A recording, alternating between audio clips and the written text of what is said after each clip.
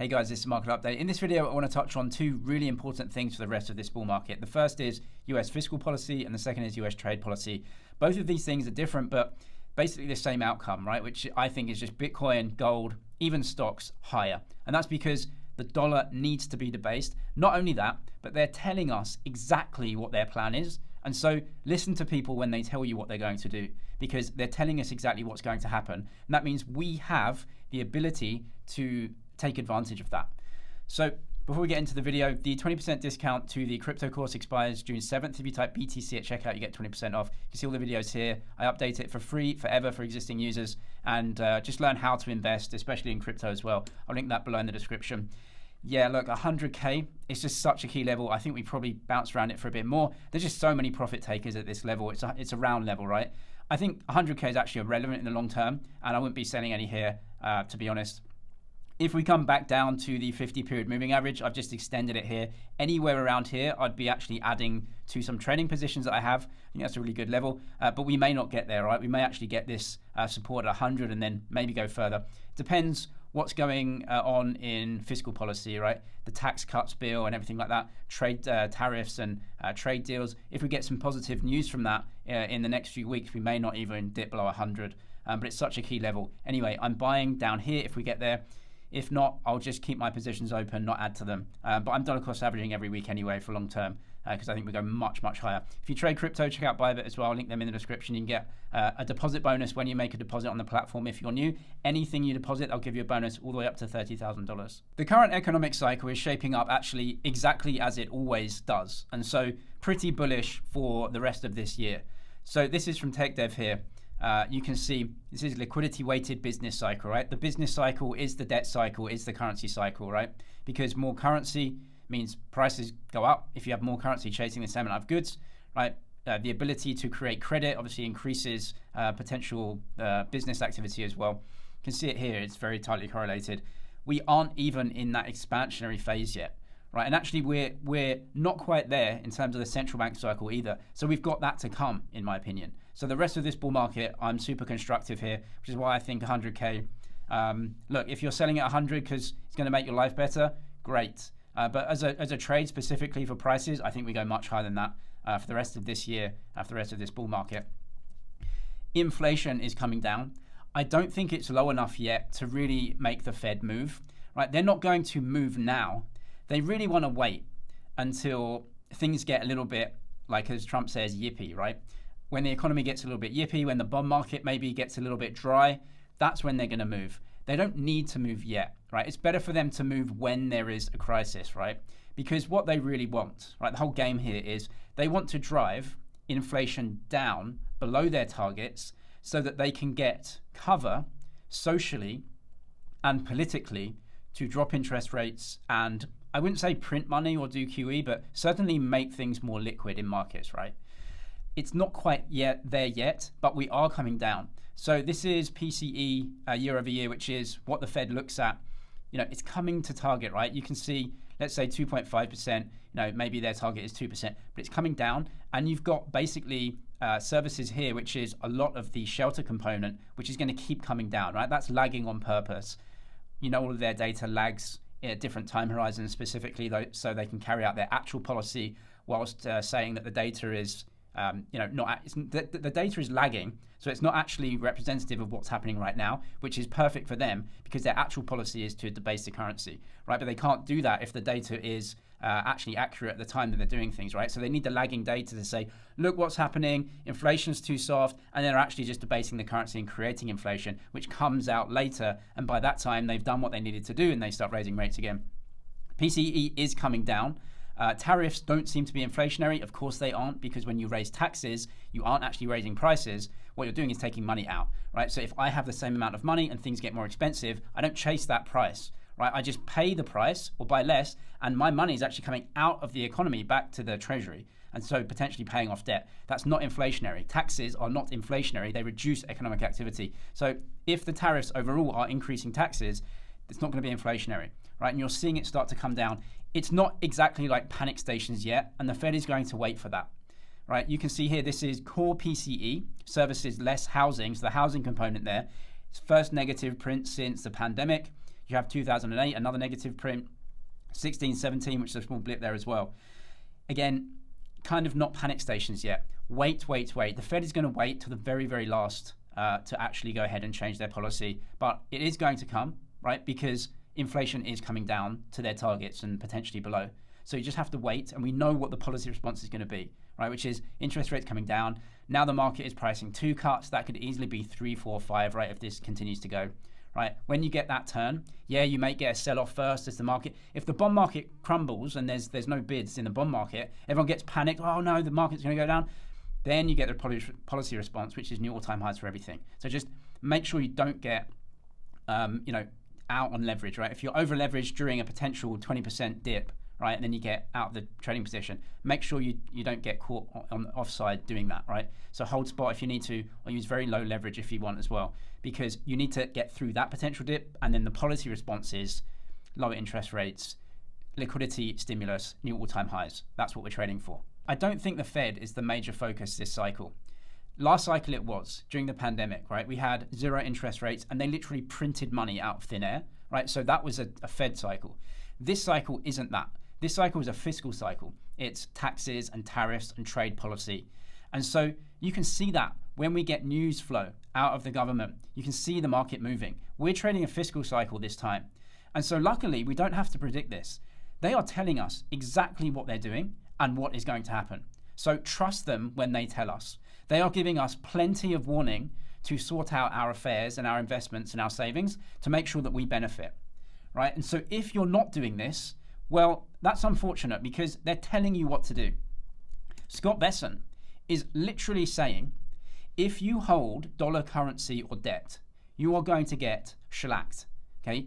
Really, don't hold that stuff because he's telling you, and he controls that, he's telling you, we're going to destroy you. You're done if you hold that stuff. Sorry, but this is the only mechanism by which we can sort out our policy. So if you're holding that stuff, we're going to use your purchasing power to sort out the policies that we want. Our focus is to grow the economy faster than debt. What they mean by that, a translation, you can't grow the economy, right? Because when you increase productivity, that means you increase the supply of goods and services relative to the currency, which drops the price of those things. That's not what they want to do. What they're saying is, we are going to create inflation in prices, actually push prices up when valued in currency faster than the amount of debt that we create. That means that if you hold currency or bonds, you are going to pay for that. Okay, so if you're holding currency or bonds, you will be paying for the price rises of everyone else's assets. That's what they're telling you to do. That's why I'm so sanguine, right, about holding Bitcoin. Oh, Bitcoin's volatile. The highest office of the most powerful country in the world is telling you they're going to increase the price of Bitcoin versus currency. I have no problem holding Bitcoin because they are telling us they're going to increase the price of Bitcoin versus dollars. That's good for me. Thank you. So I'm not worried about the price.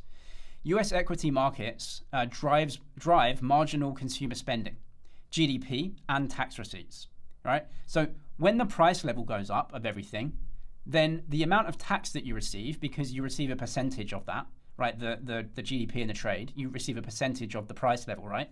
So you push prices up, that means your tax receipts go up as well. So they're looking to increase inflation, right? Increase inflation, create higher prices for everything, including assets, so that they can earn more in taxes and they can increase the amount of GDP relative to the debt that they own. If you hold currency or debt, you're going to get gazeboed. Okay, so don't hold that stuff, right?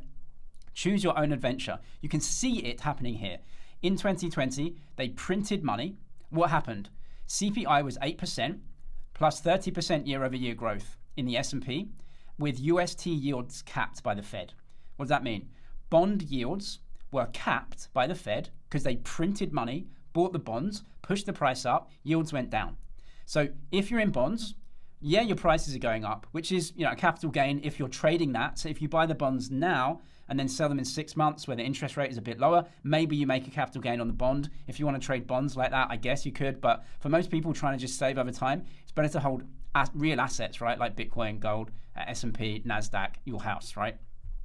But what they're telling you that they're going to do very, very clearly is that if you hold currency or bonds, you're going to get wrecked because inflation is going to go higher and those things will buy less of desirable assets, right? And what happens, as you can see, when they print money and create inflation is right here, the debt to GDP, public debt to GDP goes down. That's because the price level inflated by 50%, right? 50% higher price level, inflation, GDP goes higher, manipulated by the currency because it's valued in the currency. Bondholders, currency holders get completely destroyed, right? And the debt to GDP goes down. Debt to GDP goes down when inflation is 8%, growing over time. The S&P is at all-time highs. Bitcoin is at all-time highs. And he's telling you our focus is to destroy bondholders. I have no problem holding Bitcoin. They're telling us it is going higher. Another major policy goal of this administration, they've been super clear about this, is trade balances, or what they see as trade imbalances. The US running huge trade deficits. So they want to counteract that a little bit. And there are multiple policies that they're trying to do this with. Tariffs is one of them. But essentially their main trading rival, China, manipulates their currency to be too weak. They run a closed capital account, which means money can't flow in and out very easily. And also they have central control over all the banks. Right, and so they manipulate their currency to a range which is too cheap. So the dollar is too strong versus the RMB, and if you had an open capital account and money could flow in and out, the RMB would be way stronger, meaning that the dollar would be weaker, which of course would have the effect of more money being invested in the States because it would be more advantageous if the US dollar was cheaper versus the other currencies, right? In any case, the Chinese yuan isn't going to strengthen versus the dollar because they have complete control over it and they're just not going to do that, right? In fact, you can see that the CNY is actually getting weaker over time versus the dollar, right? So the dollar is buying more and more yuan over time, which means the RMB, the yuan, is getting weaker. You would want this to come down if the US dollar got weaker, but that's not happening. So how can the US kind of counteract this? What are they doing? And how can we make sure that we defend ourselves from all of this going on? So the first thing they're doing is tariffs, and that's just a very blunt tool to say, look, if you're going to manipulate a currency against us, then we'll just stop trade with you. And that's one way of doing it, but that kind of hurts everyone, right? So tariffs are maybe a part of that, where it's essentially a capital control where you can say, yeah, look, if you're going to weaken your currency, then we'll put a tariff on, and we're going to counteract some of that weakness. But the other major thing that's happening that they've said very, very clearly is that they want to make the US dollar weaker, right? And that is it, really, because if your currency is weak, that means that more people tend to manufacture or do things in your country because it's relatively cheaper to do that in your country versus others. So the US need to weaken their currency, but they can't manipulate the currency. They have an open capital account, right? Dollars are freely available to move in and out of the country.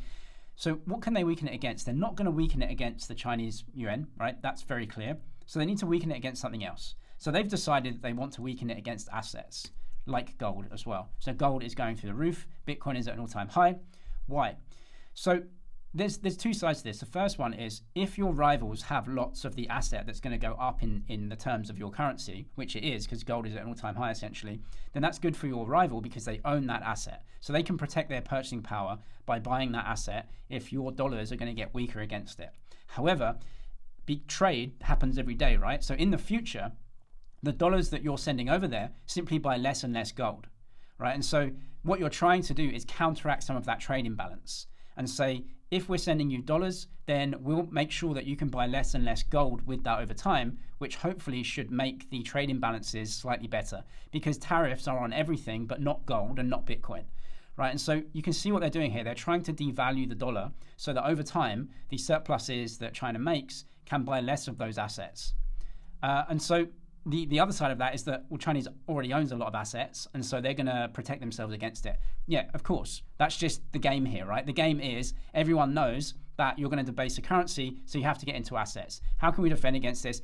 Look, if dollars are getting debased, and they can't really get debased against other currencies because other countries have more control that they can just weaken their currency easily as well. That's the game, right? The game is not like how much stuff can a dollar buy. It's like how much stuff can a dollar buy versus all these other currencies. That's the trade game, right? And so it doesn't matter how many currency units you have. It matters how much you have in relation to the other one, right? And so if the dollar, if they print money in the States, the Chinese will just print money as well, and so will everyone else. And so the relative trade is exactly the same. what you need to do is debase the currency versus assets that you can buy with that currency. So that's what the US want to do. Gold is going through the roof. Bitcoin is going through the roof. They want to create reserves of Bitcoin, potentially. Maybe that won't go through Congress, probably won't. But that's the game, and that's what they're trying to do. So again, this is just bullish for assets. This is bullish for assets because they've told bondholders, of which China is the biggest, we're going to take all that money back, right? And we're going to weaken the dollar. And so what do other countries want to do? They want to buy assets because assets are the game. Neutral reserve assets are the game. And so Bitcoin fits into that. And it's still young and it still has a lot of growth in it. So if you want to protect yourself against currency manipulation in games, buy strong assets. And that's it, right? And you can see here, US money supply will continue to go higher. It's not going down, right? The whole game is we're going to debase it versus things that you actually want to buy over time. That is the game, right? And they protect that through military and etc., right? USD purchasing power, it's going to keep going down. That's not the game. The game here is not how many dollars can I get, right? We know that as a country, every country is going to debase its currency. That's the game, to try and get your currency as weak as possible so you bring back human activity and manufacturing activity into that country. So it's a game of who can debase their currency the fastest versus assets. So get out of all of this. This is, if you earn this, make sure you put it into assets over time, like Bitcoin. The 20% discount, type BTC at checkout on the Crypto Investor course. I'll link that below. And on Bybit, if you deposit any amount of money, they'll give you a deposit bonus up to 30,000. I'll link that one below as well. I'm James, this is MoneyZG. Cheers for watching, and I'll see you in the next one.